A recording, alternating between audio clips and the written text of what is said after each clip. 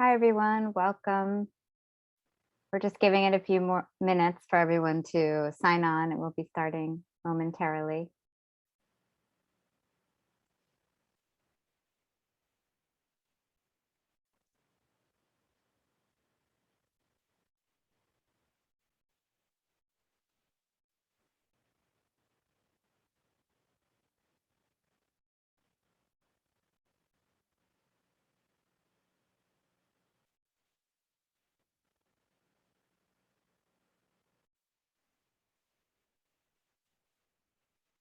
Hi again. Welcome. If you're just joining us, we're giving it a few minutes.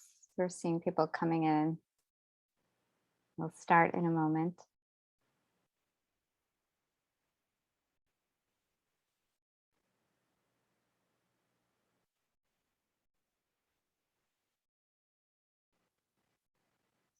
Okay, great. So welcome everyone to Lowe Connects, Reviewing American Impressionism, Images of the Changing Landscape. My name is Jody Seifer. I'm the Curator of Education at the Lowe Art Museum, and I'm delighted that you're joining us tonight. If you can go to the next slide. Just a couple of items on logistics. If we invite you to type in your questions in the Q&A feature throughout the program, and we will be getting to the questions at the end. So that should be at the bottom of or the top of your screen, depending on what device you're using. Just look for the Q&A icon. Also, if you would like to see closed captioning, just click on the little CC icon. It's a rectangle with two C's in it. It says live transcript. And also, please look out for a survey at the end of the program, and also when you sign off. We really appreciate you taking a few minutes to fill that out. You can go to the next one, please. Just to save the date, we're really excited. For Saturday, December 4th at 10 a.m., our Miami Art Week lecture will be with Samuel Levy-Jones in conversation with Dennis Scholl. And if you're local, you can attend in person, but if you are virtual or want to attend virtually, you could do that as well. If you go to the next slide, please.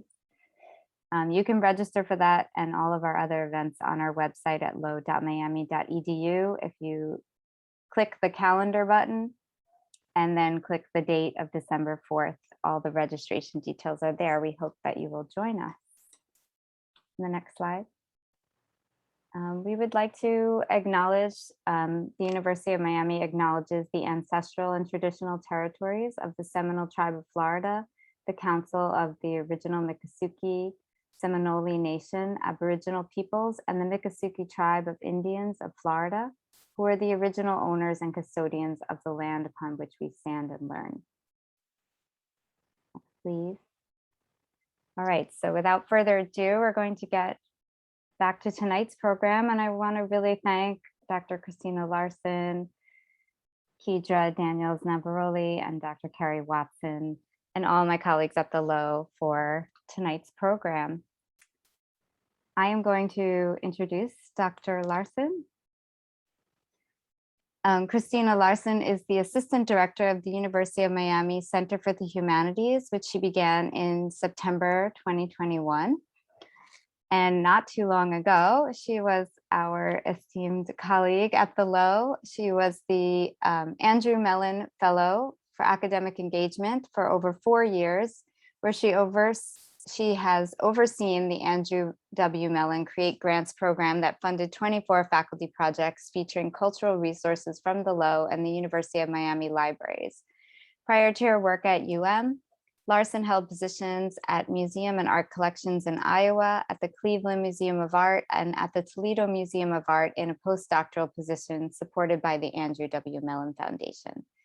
Dr. Larson received her MA and PhD from Case Western Reserve University in Cleveland, Ohio, and focused on 19th and 20th century American art. She has contributed brief essays on select examples of American art in the Lowe's permanent collection for the online Lowe on the Go series. Her next essay will be about Henry Salem Hubble, an American Impressionist who resided in Miami. So I would like to hand the mic over to my colleague and friend, Dr. Larson. Thank you so much, Jody, for that lovely introduction and for starting off today's program. So tonight we don't have an opening reception, but I thank you sincerely for joining in tonight's program, which is in celebration of our opening of two exhibitions at the Lowe Art Museum. I'd like to thank Dr. Jill Dupe, Beaux-Arts Director and Chief Curator, as well as the Lowe staff for their installation of these two exhibitions. And then for tonight's program, I'd like to especially thank Jody Seifer and Gina Ballerizzo, who helped sort of shepherd in tonight's program. Thanks also to Dr. Hugh Thomas, Director of the Center for Humanities, and Oni Dunham, who's our conference coordinator here, as well as to our student assistants, Nadia Alexandra, Lyric Johnson, Craig Scully Clemens, and our UGRO fellow, Yasmin Razael. And they were instrumental in sort of developing our promotional materials for tonight's program and also promoting the program as well. Thanks also to the College of Arts and Sciences for their support of these exhibitions and of this program. And of course, thanks also, as Jody mentioned, to our speakers tonight, Keidra Daniels, Navaroli, and Dr. Keri Watson. So tonight's program is co-sponsored by the Lowe Art Museum and the University of Miami Center for Humanities. And as I mentioned, it marks the debut of a new exhibition at the Lowe Art Museum, shown here, American Impressionism, Treasures from the Daywood Collection, which features paintings originally from the private collection of Arthur Dayton and Ruth Woods Dayton that are part of the Huntington Museum of Art in Huntington, West Virginia. This exhibition was curated by Christopher Hatton, Senior Curator at the Huntington, and it showcases work from a transitional time in American art, approximately the late 19th and early 20th centuries. And before I introduce tonight's featured speakers, I would like to present you the sort of sneak preview and highlights from this very lovely exhibition. And I hope that this brief preview and presentation tonight will entice you to see the exhibition in person at the Lowe. So here I'm going to show you some installation shots that I took just yesterday, so fresh out of my iPhone.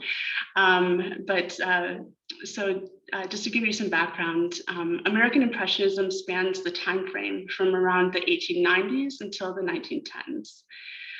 French Impressionism, which most people are familiar with, debuted in the 1870s with a group of artists who exhibited with one another in opposition to French academic painting, often focusing on modern life in the city.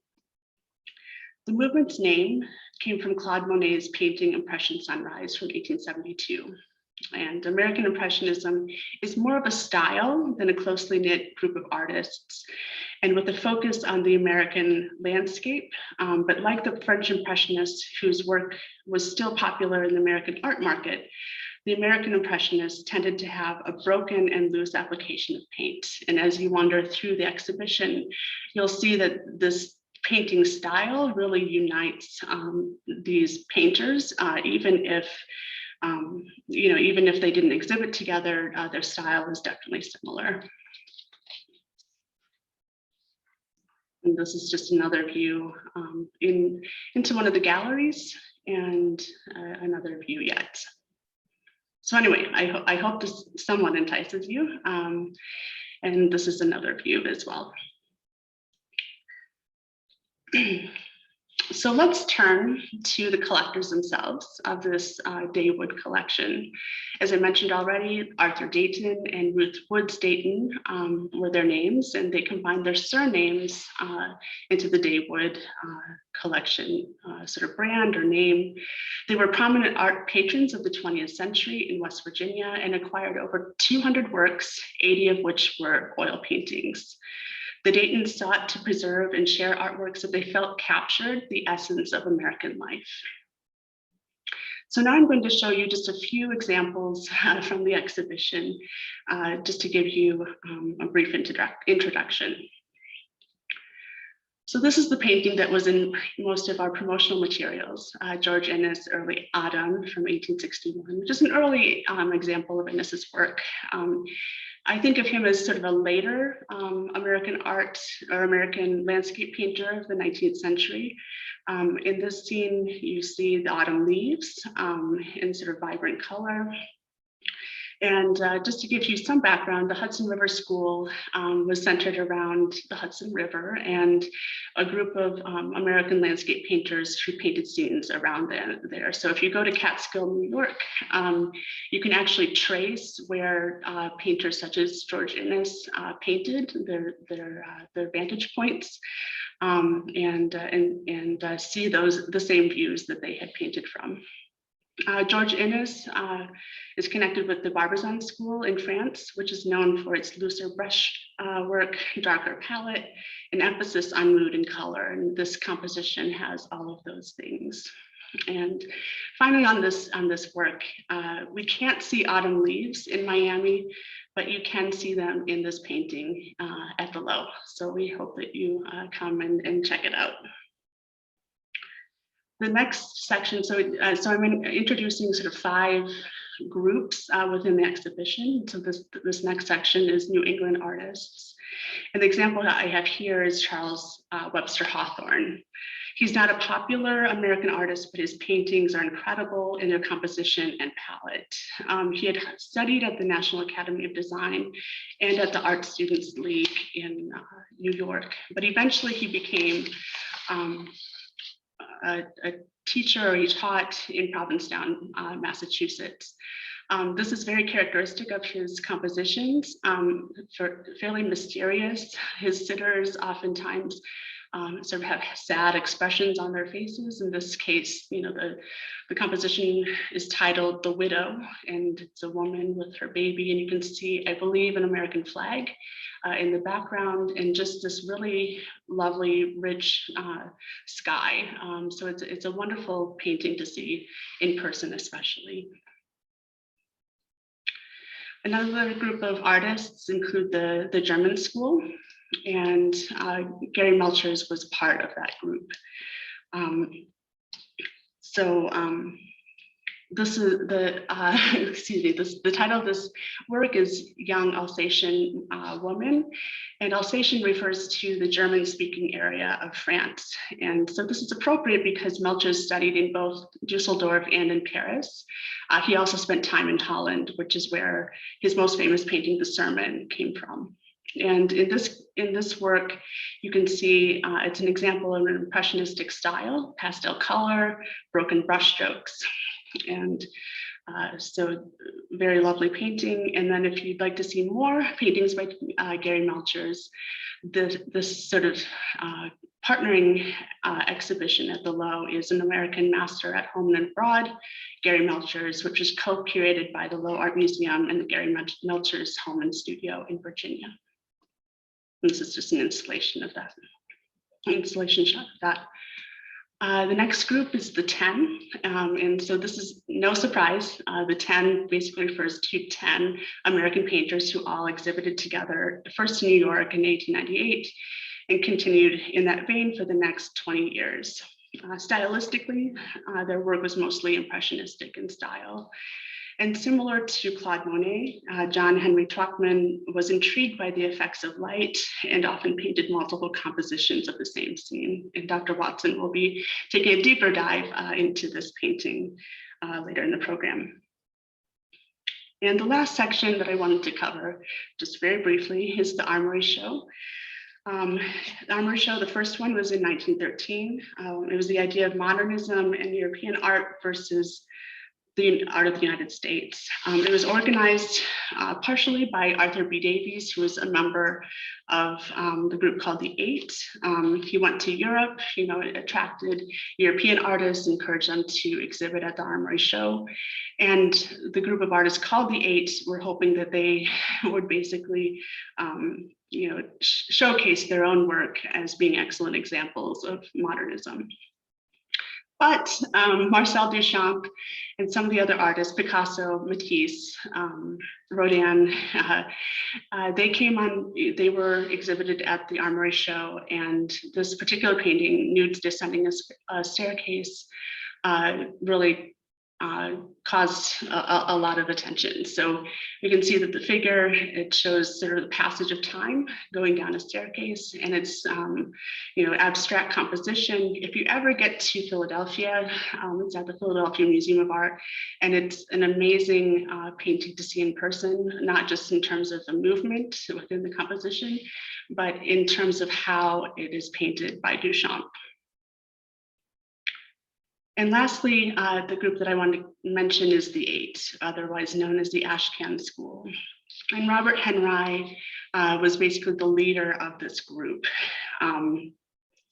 So they were referred to as the Ashkan School because the critics basically said they paint, the working class so much that they would probably even paint an Ashkan. So that's how that name came into being. But like the 10, there were 8 artists within the 8 group.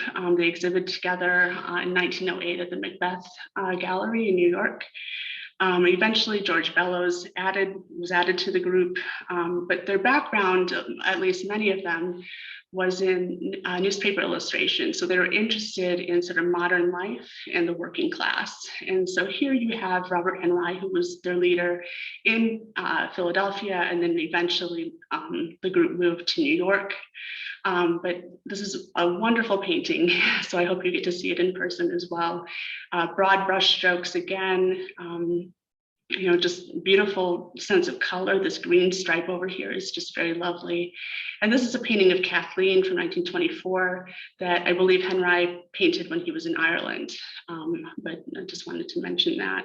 So Henry was disgusted by the style and the subject matter of paintings for and by the elite, and was instead interested in depicting the urban working class and scenes from the modern city. So whereas Duchamp, painted the style of modern life, some of the 8 of the Ashkan School really painted modern life itself. So just something to think about.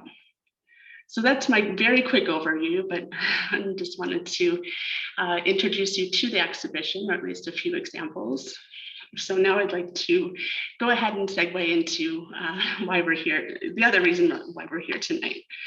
So in June of 2019, I met Keidra Daniels Navaroli at a conference, enjoyed her company, and we sort of kept in touch.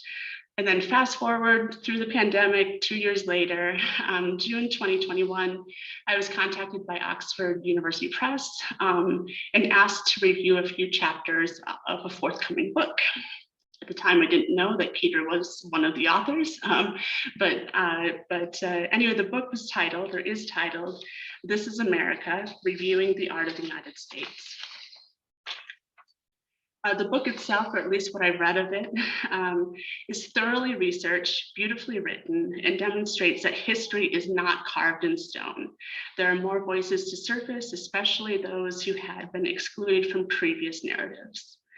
The chapters that I read emphasize Indigenous peoples and their art, as well as other marginalized groups who had been left out of American art history. And then one other aspect that I loved about the book were these contemporary connections, where Keidra and Keri make some art of the past relevant to people of the present. I was so impressed by their textbook and reviewing of American art history that I decided to invite them tonight to help us navigate this exhibition by taking a deeper dive into American Impressionism, looking at a wider context, and surfacing those voices that offer more perspectives to our American history. So now I'd like to segue and introduce Dr. Keri Watson. She's the director of the Florida Prison Education Project, associate professor of art history, and affiliated faculty in the Florida Studies, Women's and Gender Studies, and Text and Technology PhD programs at the University of Central Florida. She teaches upper level courses in 19th, 20th century and American art, as well as special topics courses such as the art of Walt Disney, which I'm sure is very popular, Southern folk arts, and American art and African-American art. Dr. Watson's research, which focuses on the power of art to contribute to and challenge stereotypical representations of race, nationality, gender, sex, and disability, has been recognized and supported by the National Endowment for the Arts, Institute of Museum and Library Services, Association of American Colleges and Universities, Fulbright Terra Foundation, Southeastern College Art Conference, Society for the Preservation of American Modernists, and the Laughing Gull Foundation. So welcome, Keri. And next, I'd like to welcome Keidra Navaroli, who is a McKnight Doctoral Fellow in the Text and Technology PhD program at the University of Central Florida. She's a former Assistant Director and Curator of the Ruth Funk Center for Textile Arts at Florida Institute of Technology, or Florida Tech, where she was responsible for overseeing daily operations, organizing exhibitions and exhibition-related programs, and working with other university units and public organizations to promote collaborative interdisciplinary projects. Her research focuses on addressing how textiles, a familiar yet dynamic medium, can be utilized to question cultural divisions, foster intergenerational dialogue, and enhance the understanding of traditionally underrepresented communities. Navaroli received her MA in the History and Criticism of Art from Florida State University, completed internships with the Metropolitan Museum of Art and Sotheby's Auction House in New York, and is an alumna of the Museum Leadership Institute's Next Gen program. Recently, she was selected as a constellation leader for Polaris, the Museum Mentor Network, and is currently serving as a board member for the Association of Academic Museums and Galleries, which is the conference that I met Keidra at. So finally, I'd like to pass the mic over to Keidra. Great, thank you so much, Christina. It really is a pleasure to be with you and your museum audience tonight. Keri and I are presenting from Oviedo and Melbourne, Florida, ancestral homes of the Timucua and Seminole peoples, respectively.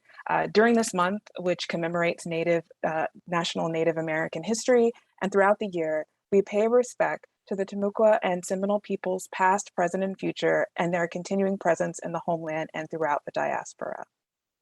So, our forthcoming publication, This is America, Reviewing the Art of the United States, takes its title from musician Childish Gambino's song and music video entitled This is America. We use the song and a 2018 painting of the musician by artist Omari Booker to argue for an increased understanding of America's complexity. A central assertion in the book is that the concept of American art was not created in a vacuum. As Keri and I embarked on the journey of creating this volume, our goal was to explore the ways in which art participated in and reflected the social, political, and economic touchpoints of various eras of American history.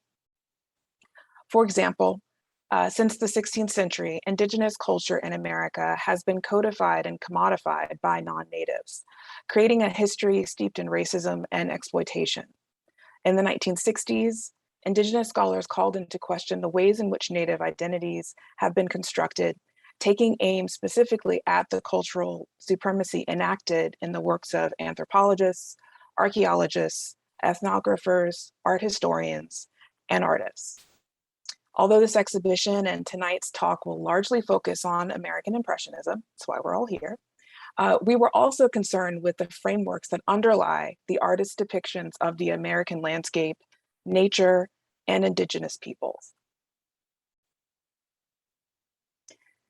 In our book, we frame these concerns with breakout sections called Contemporary Connections, which Christina mentioned earlier. And these areas of text highlight the work of contemporary artists and contemporary makers who engage in a visual dialogue with the past. For example, the work of multidisciplinary artist Jeffrey Gibson, pictured here, engages with the history of Native displacement and erasure.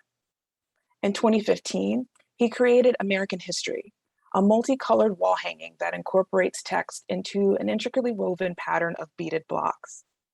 The tapestry serves as a base for a central piece of text by novelist and playwright James Baldwin, which reads, quote, "American history is longer, larger, more beautiful, and more terrible than anything anyone has ever said about it."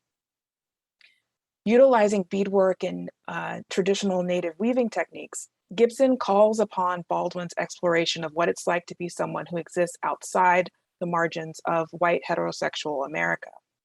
Utilizing the language of textiles, often considered familiar, utilitarian, and non-political, Gibson participates in an active and engaged conversation with the exploration, creation, and expression of a personal and collective history. The pseudo-flag Gibson creates in this work is purposefully unraveling, calling into question notions of authenticity, ownership, and Americanness. So American Impressionism may appear at first glance to be apolitical, but it participates in this discourse. Enduring a significantly longer period of popularity than its European counterpart, the movement is sometimes dismissed as derivative.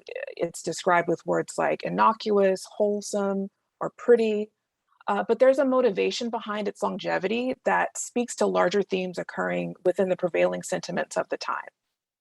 The longing for an authentically American visual vocabulary is fraught with implications for how nostalgia shapes our concepts of identity and heritage. Our talk tonight is a snapshot of some of these underlying questions that we pose in our book, namely, what does it mean to make American art, and whose history does it tell and celebrate? Gibson's work blurs linear chronologies of artistic production to suggest how concepts such as tradition can be engaged and re-engaged to form cyclical and fluid dialogues.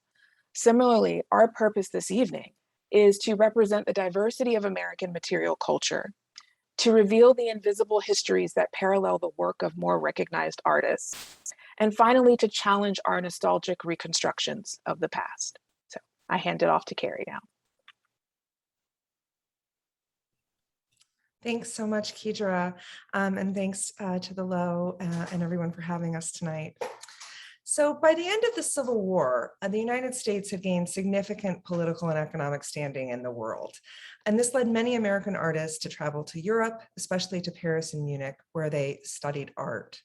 While there, they were influenced by lots of new movements and styles, including German Romanticism, the Barbizon School, and of course, Impressionism.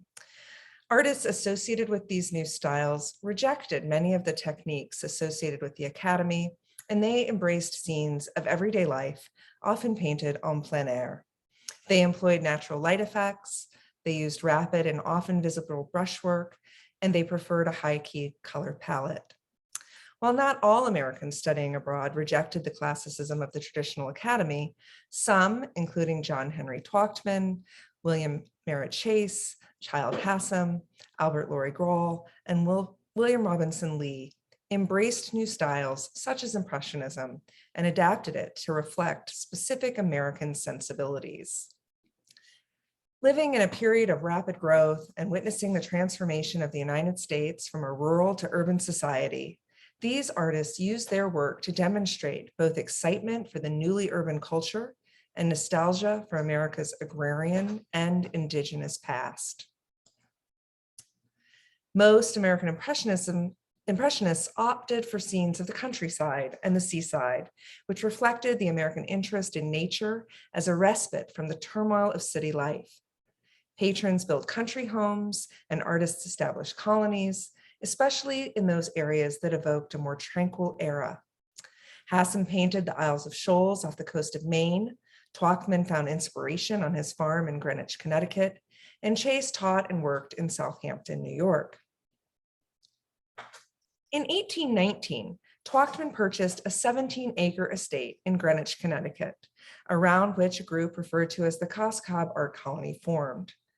A short train ride from New York City, the village became home to many artists during the summer months who were drawn to the vernacular New England architecture and coastal landscape. Unlike other artists who just visited in the summer, Twachtman lived in Greenwich year-round, commuting to New York City to teach at the Art Students League and the Cooper Institute, now the Cooper Union. Horseneck Brook, which greets you as you enter the exhibition, the painting of it does anyway, the real one is located on Twachtman's property and became the subject of numerous paintings, including this one, which depicts the frozen creek and its surrounding landscape in thick impasto. Like the French Impressionist Claude Monet, Twachtman painted the same setting in different seasons and from different vantages to capture changing light effects, but his winter landscapes are by far his most numerous. In fact, no American painter is more associated with winter landscapes than Twachtman. His New York Times obituary even stating, quote, "No one has surpassed him in the painting of winter landscapes, for while he knew how to render the delicate colors of tree and shrub against their white surroundings, his brush had the power to suggest the softness and fleecy quality of snow which had fallen recently and still clings to bough and stalk," close quote. I suspect he painted winter more than any other season because it's the longest season up there, which luckily we don't have to suffer through here in Florida. Twachtman was born in Cincinnati, where he studied under Frank Duveneck. He then traveled to Europe, where he studied at the Royal Academy in Munich, and then in Venice with Duveneck and Chase. Finally, he studied at the Académie Julian in Paris. In 1898, along with Hassam and his good friend Julian Alden Weir, he formed the 10, a group of artists, 10 of them, who rejected the conservatism of the American art establishment, specifically the Society of American Artists' hostility towards Impressionism. The group exhibited together for 20 years, achieving critical and commercial success. And as Christina said, they just had 10 members. And so it would take Twachtman's death for Chase to become a member of the 10. The members of the 10, who included Hassam, Twachtman, Weir, as well as Thomas W. Dewing, Joseph DeCamp, Frank W. Benson, Willard Leroy Metcalf, Edmund Tarbell, Robert Reed, and E.E. Simmons, also experimented with a style called tonalism. Technically, to tone up means to add white to a color, and to tone down means to add black. And tonalist paintings generally exhibit a cool color palette in which similar colors are laid down next to one another to create a subtle refraction or the illusion of vibration. The hazy or soft edge qualities of the pictures imbues them with a sense of mystery and nostalgia. And I think, can you back up one slide? I think, okay, thanks.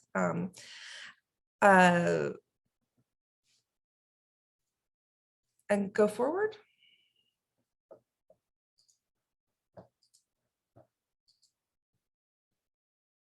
Okay, we'll stay there. I think we're missing a slide.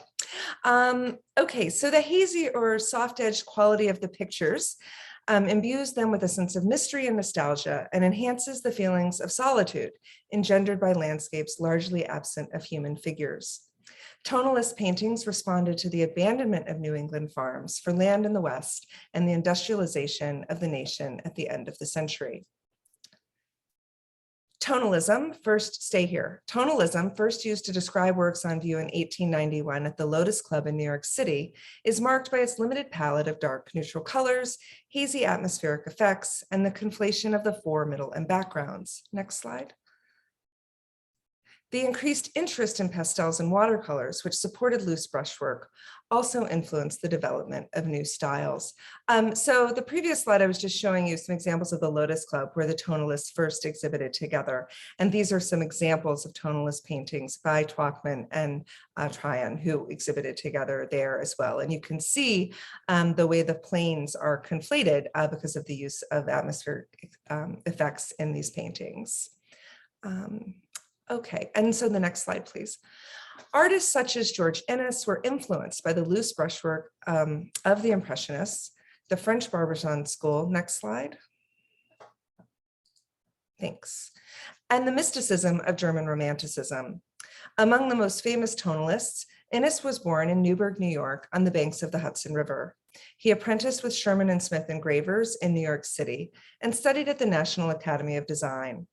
Although not immune to the influence of Thomas Cole and other Hudson River School painters, Inness preferred the work of old masters and traveled to Italy in 1851 and 52, and then to Paris in 1853. He began exhibiting at the National Academy in 1844 and had work regularly accepted by the American Art Union. Elected as an associate member of the National Academy in 1853, he was a successful artist, and by 1849 was commanding high prices for his work. Although he began his career as an artist associated with the Hudson River School, he made legible images of the technological landscape, such as the Lackawanna Valley, and his work became steadily less detailed, darker, and more atmospheric.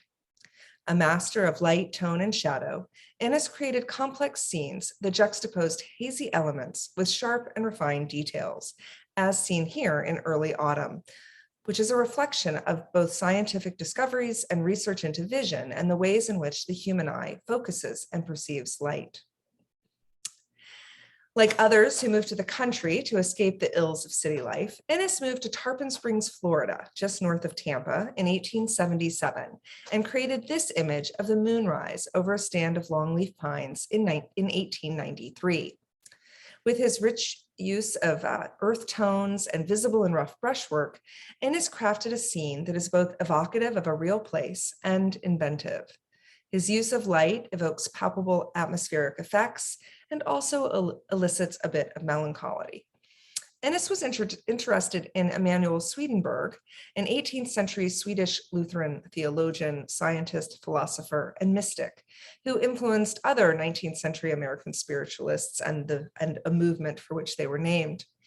Spiritualism, or the belief that the dead communicate with the living, was popular in the United States and Europe from the mid to late 19th centuries. Many gravitated towards spiritualism because it reconciled new scientific theories with religion and provided proof of the divine through seances and spirit photographs that offered audible and visible evidence of an afterlife. Spiritualists emphasized radical individualism, a value that's reflected in the art of the era. Just as Ennis moved to Florida to escape the congestion and pollution of the industrializing city, other artists moved to the Southwest to escape the trappings of modern life. The fascination with the Southwest, next slide, please. Its native inhabitants and indigenous-made art owes a debt to the establishment of the railroad and the rise of tourism.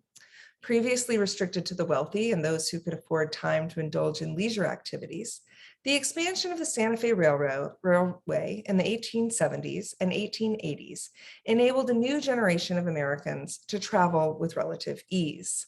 Next slide.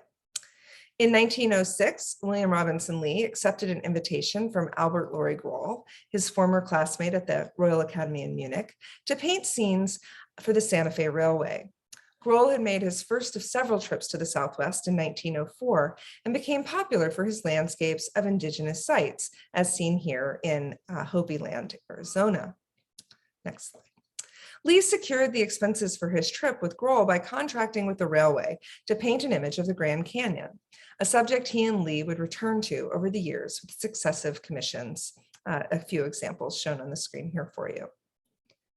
Born in West Virginia, Lee trained in Germany, and when he returned to the States, he found meager success as an illustrator for several magazines. By 1906, however, he wanted to establish himself as a professional artist and felt drawn to the West. As he said, "I have always felt that the West was the place for me. Even when I studied in Europe, I had this in my mind as my objective and consistently worked and planned to the end that I might go there and paint." Next slide. Lee's 1924 painting, The Pursuit, Kayenta, Arizona, features two indigenous men on horseback. Painted in so-called Navajo country, the subjects are centralized within the composition, arranged in a dynamic diagonal pose that reinforces the movement suggested by their speeding horses. The brushstrokes are visible, and their application in the surrounding landscape appears as shades of pale pink, soft blue, and other muted colors. Although Lee used brushstrokes and color to manipulate a sense of light akin to Impressionism, his painting process was also in line with his training as an illustrator. Subjects were generally sketched on site, and then those sketches were applied to graph paper studies, so not en plein air. Lee's draftsmanship and subject matter were variously applauded and lauded by critics, who stated that he had a masterly knowledge of drawing, but was frankly a storyteller with a schoolboy romantic vision of the West. Lee was not alone in his schoolboy romanticism of the West. He and Grohl built upon a tradition laid in the 1860s and 1870s by Hudson River School artists, including Thomas Moran, whose painting The Grand Canyon of the Yellowstone led to the establishment of the country's first national park in 1872. Although the establishment of the national park system did much to increase American conservation and tourism efforts, it also raised important questions about who constitutes the public. Indigenous Americans had used the natural resources of the Yellowstone River Valley's 3,500 acres for centuries. The Tukadika of the Shoshone lived in the higher elevations, and the Crow, Blackfeet, and Bannock used the area for hunting, gathering food, and trading. The mountains were popular sites for vision quests. The geysers and hot springs were the homes to the spirits of indigenous ancestors, and the mountains' rich lodes of obsidian were used to make weapons and tools. The dedication of Yellowstone as a national park then is fraught with contradictions. On the one hand, it marked a national commitment to conservation and preservation. But on the other hand, it was further evidence of Euro-American imperialism. This conflict played out in the politics of the park as well. In the Fort Laramie Treaties of 1851 and 1868, the United States agreed that Yellowstone belonged to multiple indigenous nations. But as the area grew in popularity among miners, travelers, tourists, and conservationists, the federal government restricted indigenous access. When the park was open to visitors in 1872, indigenous peoples were strongly encouraged to stay away. And in 1896, in a decision heavily weighted with tragic irony, the Supreme Court decided in Ward versus Racehorse that, quote, park officials were within their legal rights to keep Indians off public land, close quote. As contemporary indigenous artist Wendy Red Star notes, quote, this country was founded on the eradication of Native people. We were also paradoxically used for tourism to promote the expansion of the West. I think people are surprised when they find a Native person because in the consciousness of America, it's like we don't exist. We are these mythical creatures, close quote. Romanticized paintings of the West encouraged white settler colonialism by helping to visualize Native Americans as a vanishing race and legitimizing their displacement and genocide. As natural sites such as the Grand Canyon and Yosemite became hotspots for growing tourist industry, the production of indigenous material culture was impacted as well. Once made to support the needs of the family and community, Native crafts, including pottery and basketry, were collected by non-natives as quote unquote artifacts of a vanishing race. Companies, usually fronted by white business owners, created partnerships with railway stations and established trading posts, shops, restaurants, and other sites marketed to accommodate tourists. In addition to selling indigenous crafts, jewelry, and postcards, these companies featured demonstrations of basket weaving or arranged visits to indigenous communities where guests could experience authentic Native culture and interact with Native makers. The objects from trading posts were included in paintings by Lee, such as seen here in Zuni Mother and Pueblo and Pottery Artist. Indigenous cultures, including the Hopi, the Zuni, and Pueblo peoples, were skilled in the art of ceramics, and production of the art form was captured by Lee. Indigenous art and lives were often analyzed through the lens of their supposed innocence and their perceived proximity to nature itself.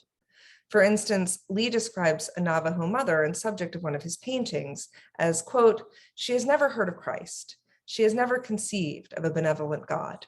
It is instinct. Is it instinct? Is it more animal urge that illuminates, that sings in her, that makes her one with the vast majority of life? Close quote. This problematic construction of indigeneity ignores the agency of indigenous artists, especially women, who at the same time were innovating artistic forms and marketing their identity in unprecedented ways. So as we come to the concluding section of our talk, it's important to address and counter Lee's assertion. As discussed at the beginning of tonight's lecture, fundamental changes in the social landscape of the US and Europe led to a radical reconstruction of the visual vocabulary associated with art. For many artists, the search for American authenticity led to the adoption and appropriation of not only Native subjects, but Native forms of artistic production. In line with leading contemporary scholarship, we argue for an understanding of early 20th century art that promotes a broader understanding of the country's multiple modernisms. This framework allows us to examine our plural histories and decenter the dominant narratives that obscure the agency of Indigenous makers. With this in mind, I'd like to highlight the work of modern artist Tonita Peña. Born in 1893, Peña, known as Kwa'a, the name and signature you see on the painting's lower right-hand corner, was a contemporary of Lee and the first woman in an influential group of modern Pueblo painters. Her artistic practice redefined long-held assumptions about Native painting. Although she was subjected to both racism and misogyny in the reading and analysis of her work, Peña carefully negotiated her status as an Indigenous woman to expand the vocabulary of Pueblo painting and subject matter. Peña completed a series of 6 paintings that detail the construction, decoration, and use of pottery. These paintings address a notable dynamic in Lee's genre scenes of the same period, which Keri just showed us.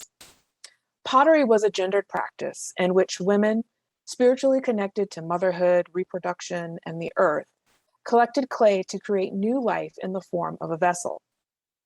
In the painting titled "The Vessels Are Decorated," Peña depicts an intimate group of 4 seated women engaged in various stages of pottery decoration. On the far left, an older woman, likely an elder to the others, applies designs to the border of the vessel's rim.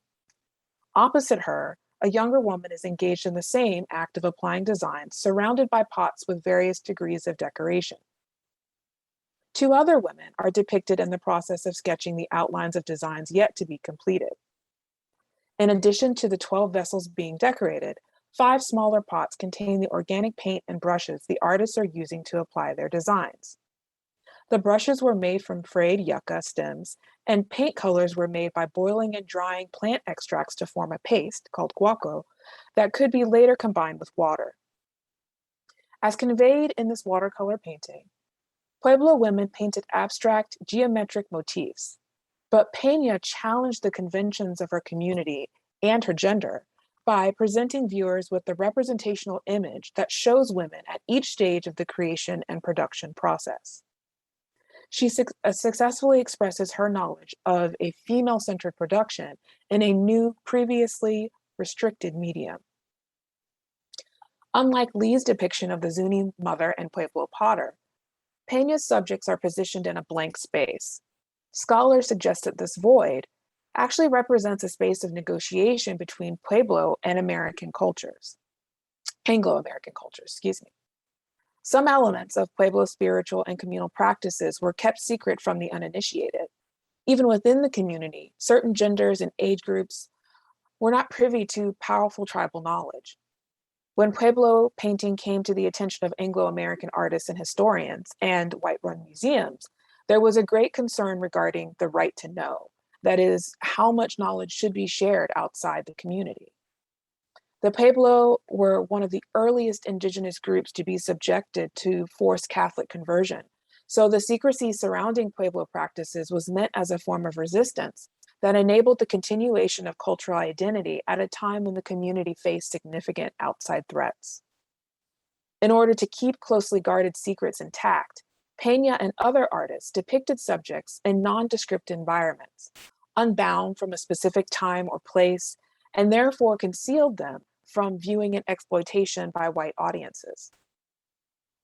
Peña's talent was admired by her contemporary audience, which included other modern artists visiting or living in New Mexico. Next slide. For instance, Ashkan artist John Sloan, whose Gully at Low Tide is included in this exhibition, also organized exhibitions to showcase the work of Native artists in art museums.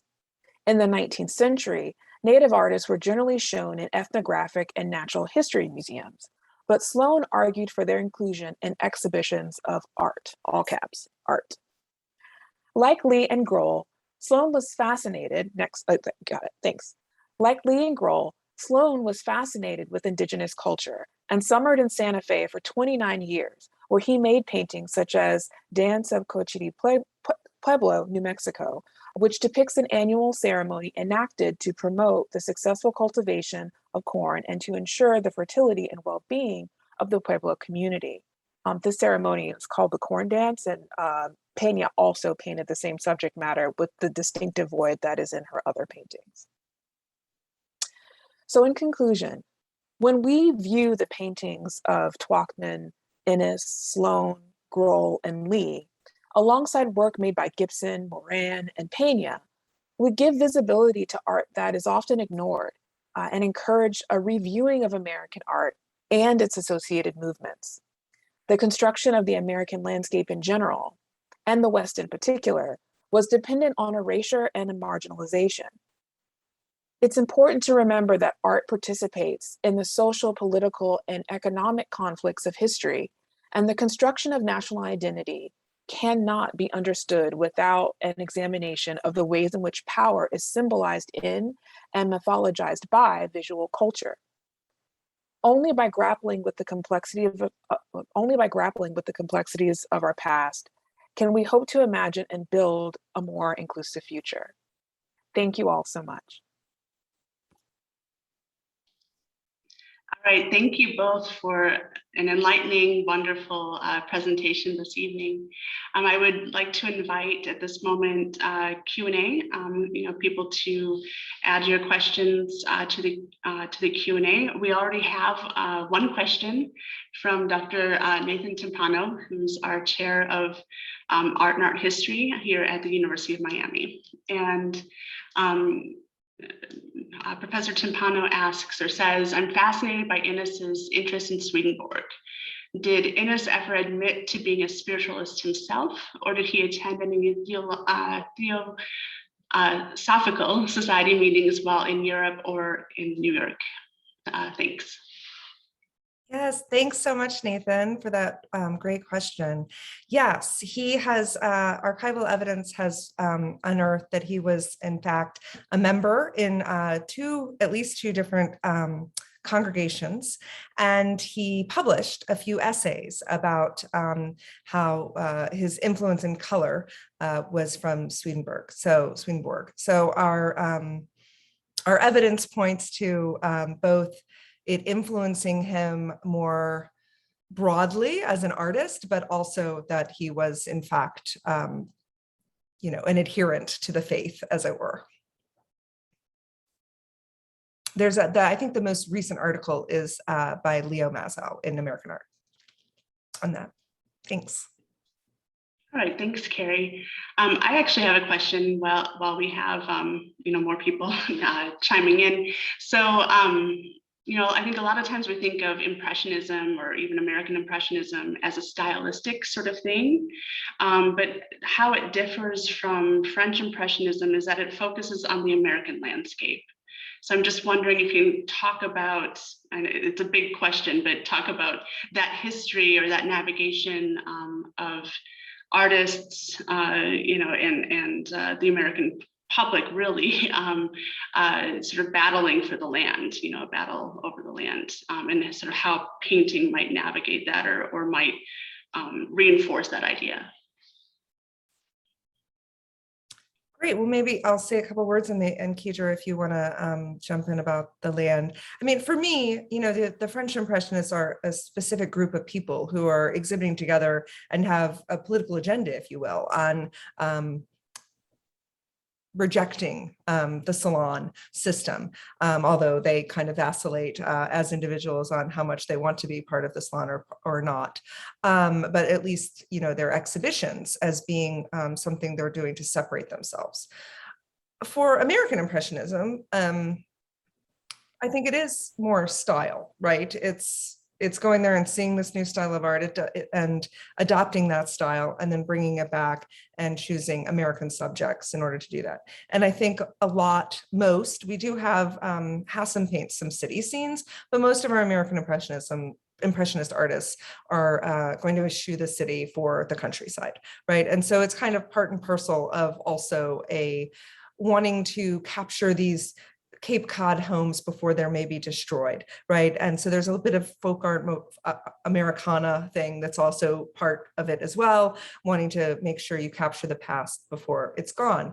And so that, or this American something, right? And I think that's where also this interest in the West and Indigenous peoples also comes in. And for Innis, Florida, right? Because Florida is an outpost certainly in the 1890s as well. No, there's some would argue it still is. Great point, Keidra. Yeah, definitely. The land is a powerful symbol. This association with purity, with it being untouched by modernization. Because as Keri mentioned, people are escaping from the cities because of the rapid industrialization happening on the East Coast. After the Civil War, the U.S. government really consolidated its power and influence, and you saw beginning with even before that with Andrew Jackson and the banishment of Native American communities east of the west of Mississippi, we see the Native Americans getting pushed further and further and further west. And with the conflict of the Civil War, now with a united country, there was an even more concerted effort to continue to push Native Americans to the periphery so that the untouched land now available through the Louisiana Purchase and other conflicts with Mexico and whatnot with Spain.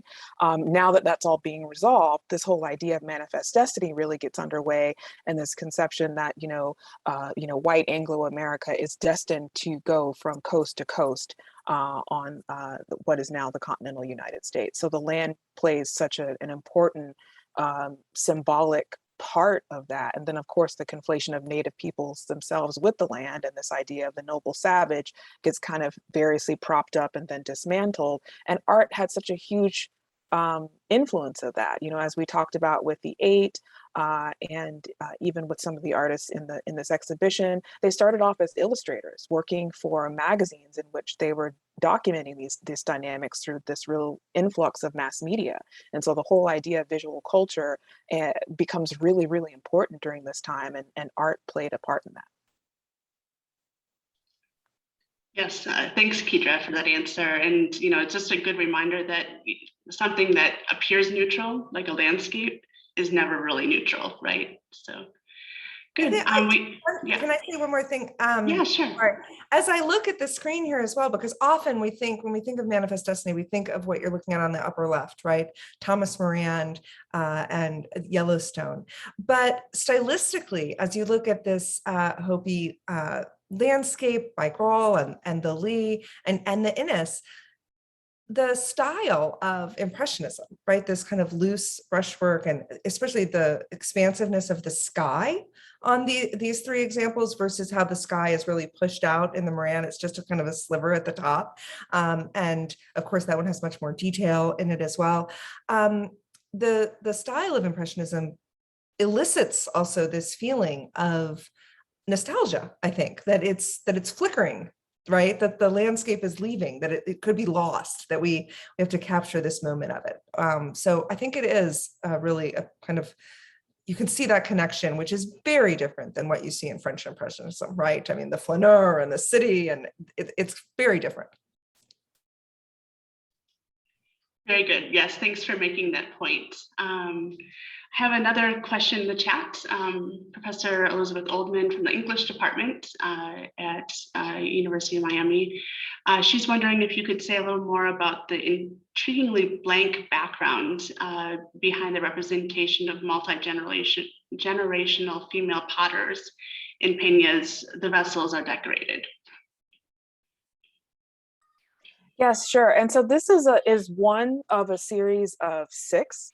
So, and each of these sort of have a similar composition in that there are women who are, actually molding the pottery, firing it, shaping it, decorating it. And there is a really great article in American Art. I think it's by Elizabeth me, or Holly. I have to remember what the name was specifically, but she goes into depth talking specifically about this void that the women are in.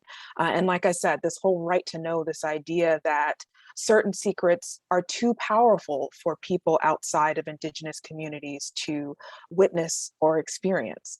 And so, you know, Pena, who's already navigating, you know, doing an art form that, you know, women and her gender weren't necessarily known for, is negotiating that, because at this time, you know, as we talked about in our lecture, Indigenous art was becoming a commodity and commodified. So, you know, how do you control, you know, on the one hand, you are making a living for yourself and your community, because by this point, you know, most Indigenous people have been pushed onto reservations, and that dramatically, you know, limits the sustainability that they once had with their tie to the land. And so now they're needing new means of supporting themselves and their families. And so this really became an avenue for a number of Indigenous women creating work that was then sold to tourists who were coming into the region. And so there, in a lot of sense, there's agency, because this is a Native woman who's creating work, but at the same time, that agency and what she's willing to reveal about her culture has to be controlled. So it's a way of her negotiating, being able to participate in this sort of white dominated Anglo world, but still respecting the constraints and protocol within her own culture and society. So. Yeah, I think just to add one little thing, there's the new issue of Panorama, actually, which is a digital journal, was published, the new issue yesterday. And there's a great series of interviews about women artists and as teachers. And there's several Indigenous subjects in who are interviewed as part of that in the round. And they talk about this, the right to know, and the idea of not sharing all of the knowledge, and oral traditions of sharing versus writing everything down, and why those choices are made. And I think that Pena's painting so vividly illustrates that for us, right? And so it is not at all this kind of you know, inability to visually create something that looks like, you know, a painting on the lower right. These are choices, formal choices that are made because they have meaning, right? And so, yeah, check out the interviews, because it really, it talks about this and that notion of the void and the space. So thanks for the question. Very good. Well, thanks again to you both. I'm going to go on to the next slide. Let's see. And just thank our audience too for joining Dr. Keri Watson and Keidra Daniels Navaroli for tonight's presentation. Learned a lot. You know, I hope you all learned a lot. And so please take a moment to take our survey. This is important for us to get feedback on tonight's presentation for grant purposes, or just, you know, for constantly improving our Lowe Connects program. So thank you to the Lowe staff, to my colleagues also at the Center for Humanities. It was a wonderful presentation, and have a good evening.